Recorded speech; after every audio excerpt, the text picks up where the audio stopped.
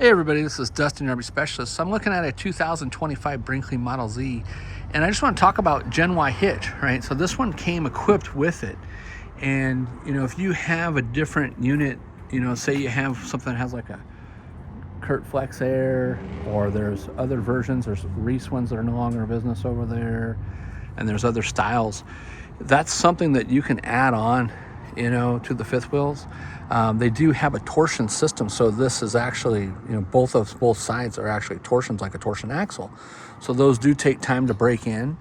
They say it's about 1,000 miles, but if you haven't, so whether you want to go from like a goose box or a gooseneck, or they actually have it for a regular hitch, you could do either or, but it makes a huge difference on the coach. So it's absorbing all the G-forces and rattling and shaking of the coach, which, we've had a lot of stuff over the years. People talked about frame flex and, dampening. So if you have a combination of a good pin box and you have a combination of a good suspension system, then you're helping to reduce it.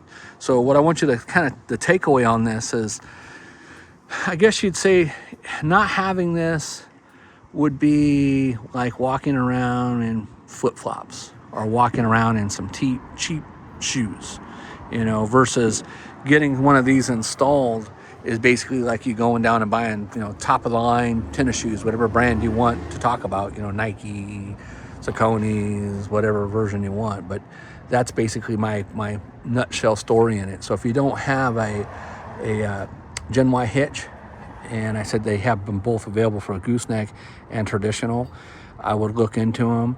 They do come with a 5-year warranty, but you can purchase, I think it's $100 through Gen Y, and they'll give you an additional lifetime warranty, and I think it's $100 is what it is.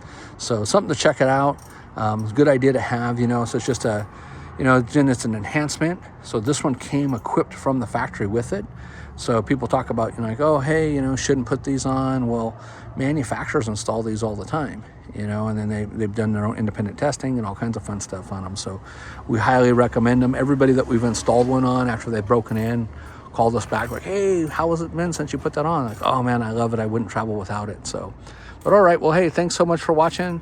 I know I'm not really doing anything educational on this. Make sure that if you do own one of these, that you go back and you check your torque specs, that you make sure that, if you've got a mark to where the lines where you can see where this is different than that, or that's different than that.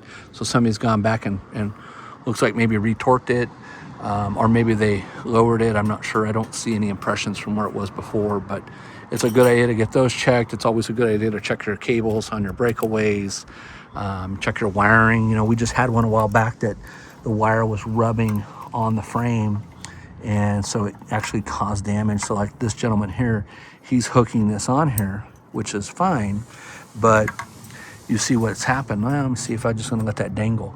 See what's happened here is he's pulled the wire out of the split loom. So I'm going to tuck that back in here in just a second, and then I'll go ahead and pop that back on there for him. But just something to, you never know what you're going to see.